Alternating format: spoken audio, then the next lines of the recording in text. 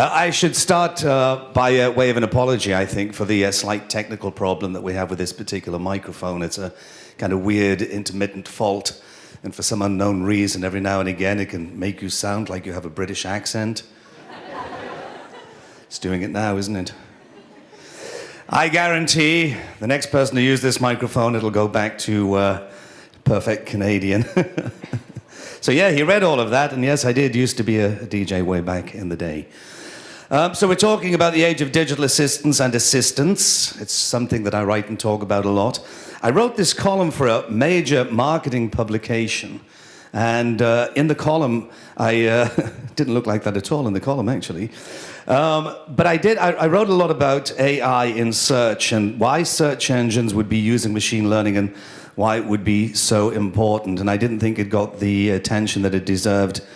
And there are a lot of very underwhelmed people looking at me thinking, dude, everybody knows about search and machine learning and AI.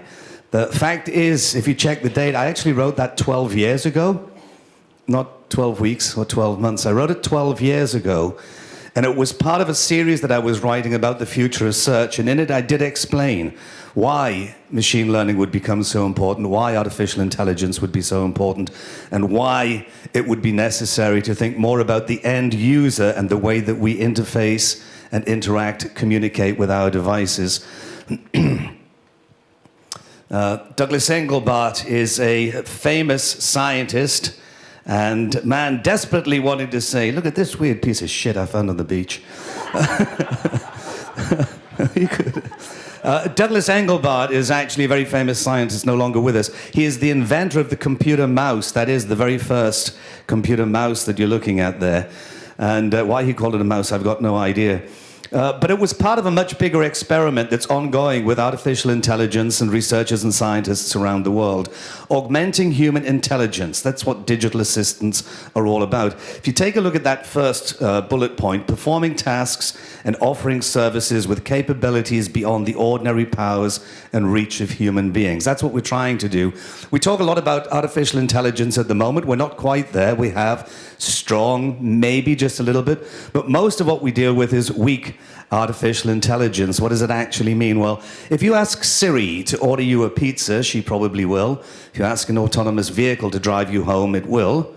But if you ask the autonomous vehicle to order you a pizza, duh. And if you ask Siri to drive you home, she won't be able to do that. So we're not quite there yet, but a lot of the stuff that we're doing is really important. I want to ask the audience a question here. Is this guy wearing false eyelashes? It's freaking weird, seriously. You're going to put hair on his body, you could have put it somewhere else. This is my friend Avinash Kaushik, who is the digital marketing evangelist at Google, and man, desperately thinking himself, did I feed the cat before I came out today?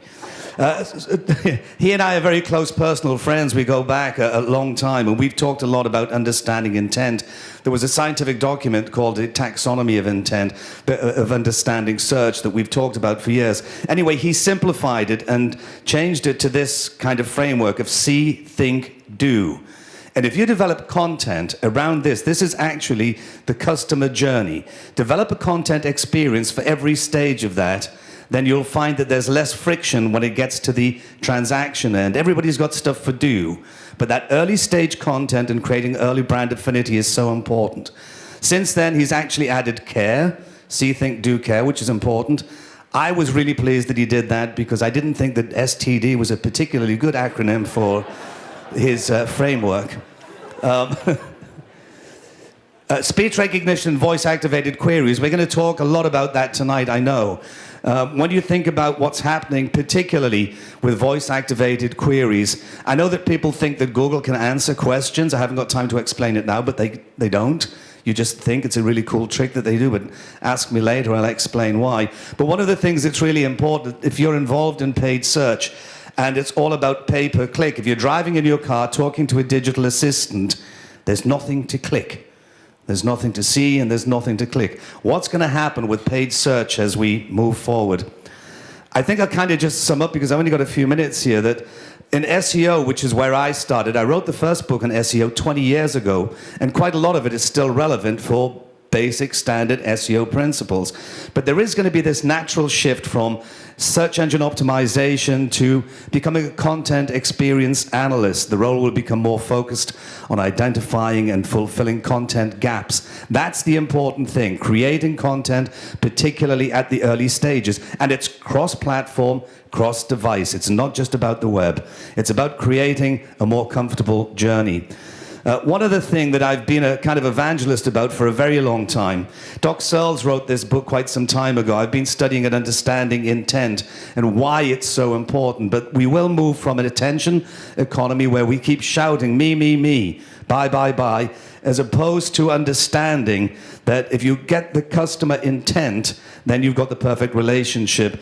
You'll see that second point, customer intentions well expressed and understood will improve marketing and sales because both will work with better information and both will be spared the cost and effort wasted on guesses about what customers might want. My final thought on this is really important. The intention economy grows around buyers. That's the difference. Not sellers. It leverages the simple fact that buyers are the first source of money and that they come ready-made. You don't actually need advertising to make them. In the intention economy, the buyer notifies the market of the intent to buy and sellers compete for the buyer's purchase. It's as simple as that. If you don't think that that's a fact, I want you to think about Google AdWords because that was the forerunner of the intention economy. That's exactly what happens there. And that's about all I've got. I'm writing a column about this particular subject for a major marketing publication. Please don't wait 12 years to read it. And there's one final thing I have before I go. Testing. A boot. It's fixed.